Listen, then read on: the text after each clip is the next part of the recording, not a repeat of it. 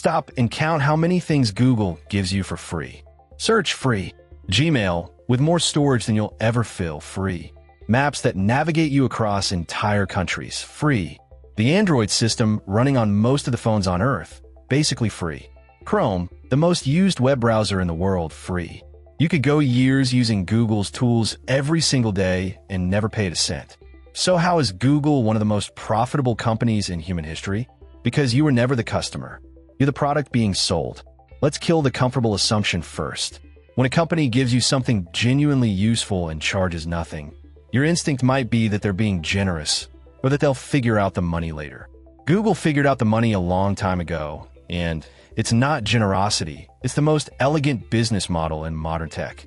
The free products aren't charity, and they aren't a loss. Each one is a net that catches something far more valuable than your monthly subscription would ever be. They catch your attention and your intent. And it turns out there's a buyer lined up around the block for both. Here's the actual trade. Google makes the overwhelming majority of its money, roughly 8 out of every $10, from advertising. Not from you. From businesses desperate to put their product in front of you at the exact right moment. And think about what a search engine knows about that moment.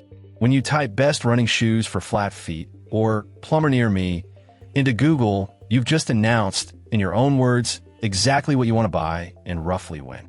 That is the single most valuable signal in all of advertising. A person telling you what they're shopping for the instant they're shopping for it. A billboard on a highway is a guess. It shouts at thousands of people, most of whom don't care, hoping a few do. A Google search result is a sniper shot. The shoe company doesn't have to guess who wants running shoes. Google can put their ad in front of the exact person who just typed those words. That precision is worth a fortune, and advertisers pay enormous sums for it, often bidding against each other for the privilege of appearing next to your search. You typed a few words for free. Google turned those words into an auction. That auction is the business. Now, the free products suddenly make perfect strategic sense. Why give away Maps? Because Maps knows you're looking for restaurants and stores. More buying intent, more ads. Why give away Gmail and Android and Chrome?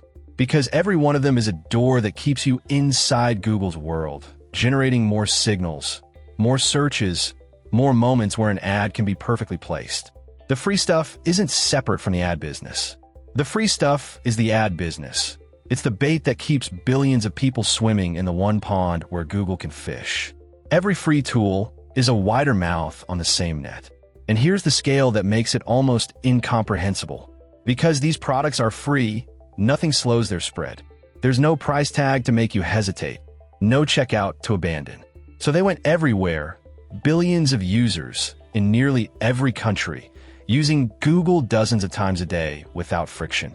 If Google had charged even a small fee for search, a competitor would have offered it free and eaten Google alive. Free isn't Google being nice. Free is the weapon that let Google reach a scale no paid product ever could. And scale is exactly what makes the advertising worth so much. This is the contrarian heart of it, and it's a rule that runs through huge parts of the modern internet. There's an old saying, if you're not paying for the product, you are the product. Google is the purest example ever built. You aren't Google's customer. You never were. You're the audience Google assembles, understands, and rents out to its actual customers, the advertisers. The relationship that feels like Google serving you is really Google packaging you. And the wild part is that the packaging is so genuinely useful that you're happy to be packaged. The better the free product, the more of you there is to sell. Let me push back before this tips into cynicism, because the trade isn't as one-sided as it sounds. You really do get something enormous out of it. The value of free world-class search and maps and email to billions of people is staggeringly real. These tools save people time, money, and effort every day. It's a genuine exchange, your attention and intent for tools you'd struggle to live without. It's not theft. It's a barter most people would take again. The discomfort isn't that the deal is bad. It's that most people never realized the deal was being made at all. And that's the real lesson, the one that's bigger than one company. Whenever something valuable is handed to you for free, the right question is never, why are they being so generous? It's if I'm not paying, who is and what are they buying? Find the paying customer hiding behind a free product and you'll understand the business instantly. With Google, the answer is advertisers, and what they're buying is you, your attention, your intent, your perfectly timed moment of wanting something. The product was never free. You just paid in a currency you didn't know you were spending.